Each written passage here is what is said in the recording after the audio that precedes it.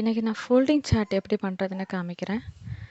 இது வந்து இதுக்கு தேவை பார்த்தீங்கன்னா 2 கலர் சார்ட்டு, அப்புறம் ஒரு கார்ட்போர்ட்.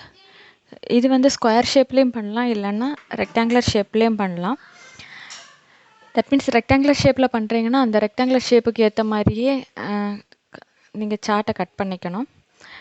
பிங்க் கலர் சார்ட் வந்து போர்டுக்கு ஏற்ற அதே சைஸுக்கு கட் பண்ணணும். க்ரீன் கலர் சார்ட் பார்த்தீங்கன்னா இப்போ வந்து நான் எடுத்துருக்கிறது பார்த்தீங்கன்னா ஒரு சைடு வந்து ரெக்டாங்குலர் ஷேப் எடுத்திருக்கேன். அதில் ஒரு சைடு வந்து 35 சென்டிமீட்டர் எடுத்திருக்கேன், இன்னொரு சைடு வந்து பார்த்தீங்கன்னா 25 சென்டிமீட்டர் எடுத்திருக்கேன். 25 சென்டிமீட்டர் எடுத்திருக்க சைடுக்கு சார்ட் வந்து இது வந்து 27 சைஸுக்கு 27லேருந்து 20 தட் மீன்ஸ் 25 வரைக்கும் கொஞ்சம் ஜாஸ்தியான ஒரு சைடு மட்டும். இன்னொரு சைடும் அதே 35 எடுத்திருக்கேன் இல்லையா, 35 எடுத்திருக்க இடத்துல வந்து 37 அந்த ரேஞ்சுக்கு இந்த சார்ட்டு பார்த்தீங்கன்னா 37 பாயிண்ட் சம்திங் அந்த சார்ட் 35லேருந்து கொஞ்சம் கூட பெருசு.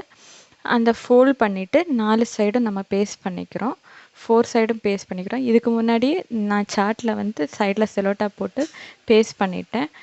இப்போ இது ஃபோல்ட் பண்ணி ஓப்பன் பண்ணுற டைப் ஆனனால சார்ட்டு கிழிகிறதுக்கு சான்சஸ் இருக்குது. அதனால் நீங்கள் சைடில் செலோட்டாப் போட்டுட்டிங்கன்னா உங்களுக்கு அவ்வளோ சீக்கிரம் சார்ட்டு கிழியாது. நான் ஏற்கனவே சொல்லியிருக்கேன், எப்போவுமே சார்ட்டு வந்து கிழியாமல் இருக்கணும்னா அதுக்கு செலோட்டாப் யூஸ் பண்ணுறது பெஸ்ட்டுன்ட்டுன்னு.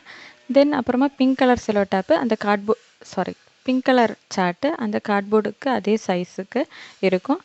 அதை வந்து ஃப்ரண்ட் சைடும் பேக் சைடும் பேஸ்ட் பண்ணிக்கிறோம்.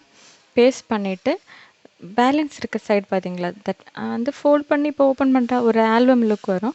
உங்களுக்கு டெக்கரேட் பண்ணுறது இல்லைன்னா டிசைன் என்ன டிசைன் வேணாலும் கொடுத்துக்கலாம். இது வந்து ஜிக்னா செலோடாப், தட் மீன்ஸ் கிளிட்டரிங் செலோடாப் கொடுத்தாலும் ஓகே, இல்லைனா நான் பிளாக் செலோடாப் கொடுக்குறேன். செலோடாப் வந்து நான் எந்தெந்த சைடுக்கு உங்களுக்கு தேவையோ பின்னாடியும் முன்னாடியும் அப்புறமா என்ன எழுதணுமோ அது எழுதிக்கலாம். இது வந்து மேக்ஸுக்கு டீச்சிங் எய்ட் பண்ணனால நான் ஃபேக்டரைசேஷன் எழுதியிருக்கேன். நீங்கள் ஃபிசிக்ஸ், கெமிஸ்ட்ரி, பாட்டனி, சுவாலஜிக்கெல்லாம் பார்த்தீங்கன்னா நீங்கள் வந்து டைப்ஸ் எழுதிக்கலாம், இல்லைன்னா ஏதாச்சும் தட் மீன்ஸ் ஒவ்வொன்றும், இல்லைன்னா ஸ்டெப்ஸ் டு ஃபைண்ட் சம்திங். அதே மாதிரி ஈவன் மேக்ஸில் கூட ஏதாச்சும் ப்ராப்ளம் வந்து step by step construction, ortho centre இல்லைன்னா சென்ட்ராய்டு ஜாமெட்ரியில் வர ஸ்டெப் பை ஸ்டெப் பண்ணிக்கலாம். இங்கிலீஷ்லேயும் போயத்தோட ஒவ்வொரு லைன் தட் மீன்ஸ் பேராகிராஃப் இதில் டிவைட் பண்ணி எழுதலாம்.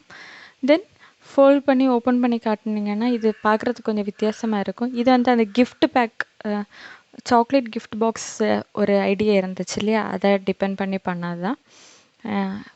இதுக்கு ஏற்கனவே ஒரு ஷார்ட் போட்டிருந்தேன். பிடிச்சிருந்தா லைக் பண்ணுங்கள், சப்ஸ்கிரைப் பண்ணுங்கள். தேங்க்யூ.